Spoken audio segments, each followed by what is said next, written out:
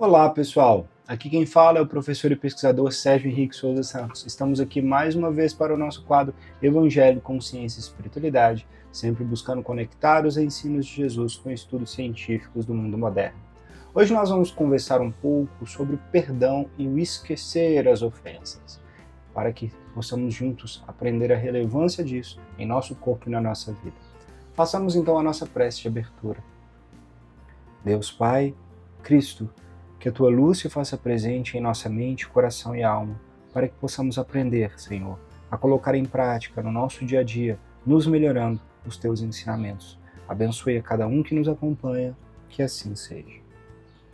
Muito bem, para a primeira reflexão do dia de hoje, nós vamos ler o Evangelho de Jesus, segundo Mateus, comentado por Emmanuel e psicografado por Chico Xavier. E o tópico de hoje é Mateus, capítulo 6, versículo 12. Perdoa-nos nossas dívidas, como também perdoamos nossos devedores. Perdão e vida. Em verdade, o nosso tempo na atualidade terrestre é de muitos conflitos e manifestas perturbações. Anotemos, no entanto, que a ausência de perdão reúne as parcelas de nossas reações negativas e apresenta-nos a soma inquietante que se transforma em caminho para a guerra. Os atritos do lar, as reclamações que se espalham resultam da incompreensão em que se especifica entre homens a dureza dos corações de uns para com os outros. Aqui é a irritação que prepara o ambiente à enfermidade. Ali é a falta de aceitação com que nos desligamos da humildade. É a prepotência pessoal, favorecendo o orgulho de quantos intentam ser um fator de poder mais forte do que aqueles outros irmãos que lhe partilham a vida. Lemos, sensibilizados ao entorno das reuniões notáveis dos nossos homens de orientação ou de Estado, quando se congregam para discutirem os problemas da paz. E é natural nos emocionemos com as primorosas declarações deles, com a grandeza de suas promessas e decisões. Acontece, porém, que no desdobramento das horas, eles não são os personagens de nosso convívio. Longe deles angariamos, com bênçãos de Deus, o nosso pão de cada dia, e sem eles é que nos vemos uns aos outros nos modos diversos em que nos mantemos no cotidiano. Admiramos as personalidades da televisão e das mostras de valores artísticos. Entretanto, necessitamos aprender como tratar as nossas crianças e jovens na intimidade. Muita gente gaba os feitos de grandes desportistas, como aconteceu à frente daqueles que venceram as distâncias e foram à lua. Sucede, contudo, que não vivemos com eles com quanto mereçam a nossa melhor consideração. Somos chamados a saber de que maneira minimizar as dificuldades das grandes incidências entre as paredes de nosso mundo doméstico. Sejamos benevolentes para com todos aqueles que nos compartilham a vida. Toleremo-nos, sabendo que hoje desculpamos a falta de alguém e talvez amanhã sejamos nós os necessitados de benevolência e tolerância. Diz o texto dessa noite: perdoemos para que Deus nos perdoe. Coloquemos a nossa atenção nessa máxima e desculpemos uns aos outros tantas vezes quantas se façam necessárias, e que o Pai misericordioso a todos nos revele em nossas falhas e compadecidamente nos abençoe. Que assim seja. É um trecho do Pai Nosso que vem nos ensinar como o perdão é importante. É tão difícil, né, para nós, nas nossas fraquezas, compreendermos e colocarmos em prática esse ensinamento de que o perdão ele é uma ferramenta que vai beneficiar a nós mesmos e é uma necessidade íntima para cada um de nós, para o nosso bem-estar. Perdoar não tem a ver com a pessoa que nos ofendeu, mas sim com a nossa alma, a nossa mente, o nosso coração. Emmanuel esclarece bem que quando nós não perdoamos, nós nos adoecemos, nós trazemos dores de cabeça, enfermidades, mal-estar, energias negativas, atraímos pessoas com vibrações negativas e tudo isso criado por nós mesmos. Às vezes a pessoa que nos ofendeu nem sabe que nos ofendeu. Para ela é algo normal, algo corriqueiro, e nós colocamos tudo na conta do rancor, muitas vezes da mágoa, e esquecemos que essas criações são íntimas, são nossas. Portanto, quando nós aprendemos a perdoar, nós estamos livrando a nós mesmos de um peso, de uma dor, de uma doença, de fardos. Então, perdão não importa se o outro aceitou o perdão ou não, mas sim, quando nós nos transformamos intimamente, a mudança vem de dentro para fora. Então, nós ficamos leves, nós ficamos em paz e a vida que segue.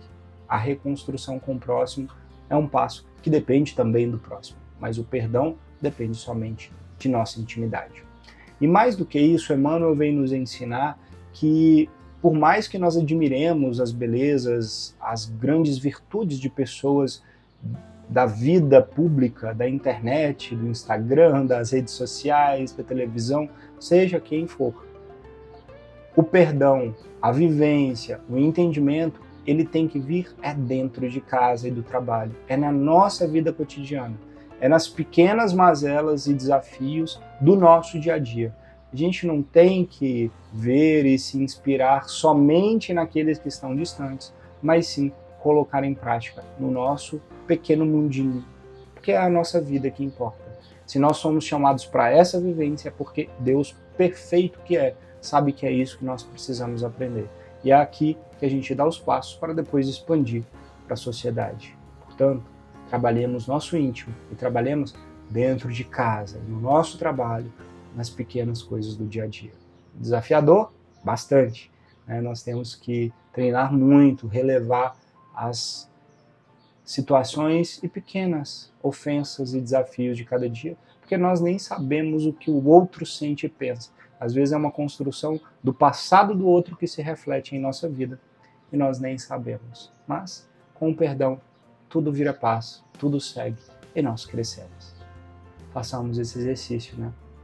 Dentro desse contexto, temos o nosso querido livro, Roteiro de Luz, ditado por espíritos diversos e psicografado por Júlio Carvalho. E o tópico de hoje é esquece. Esqueça o ataque que sofrera, esqueça o dia em que não possuiu momentos de paz, esqueça a mágoa que alimenta, esqueça o gesto que traduziu ingratidão, esqueça o pior sempre. Embora seja difícil, ante tudo o que os outros nos façam de ruim, o melhor que temos a fazer é esquecer. Antônio de Castro. Bem, reforçando essa mensagem do Evangelho, esqueça.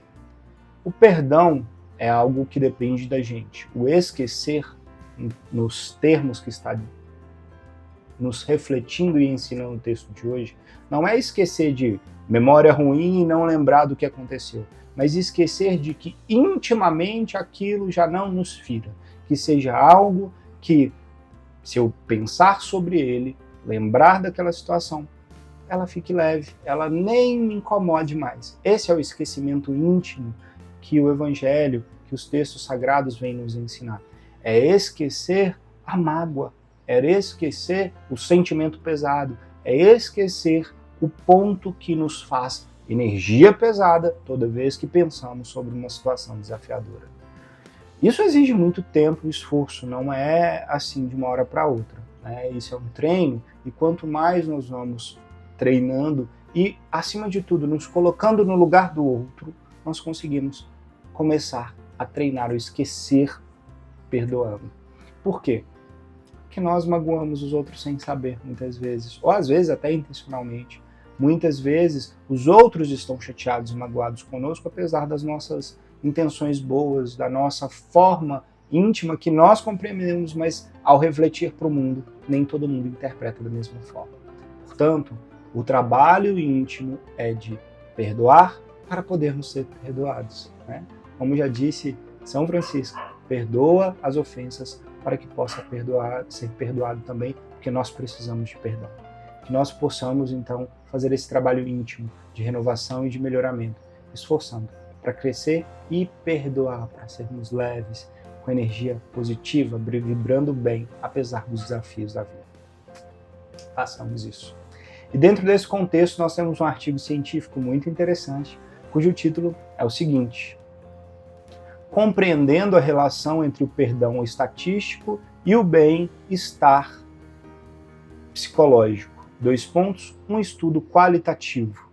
Esse artigo científico foi publicado no journal ou na revista que tem como título Journal of Religion and Health, que quer dizer Revista da Religião e Saúde, pelos autores Sadaf Akhtar, Alan Dolan e Jane Barlow.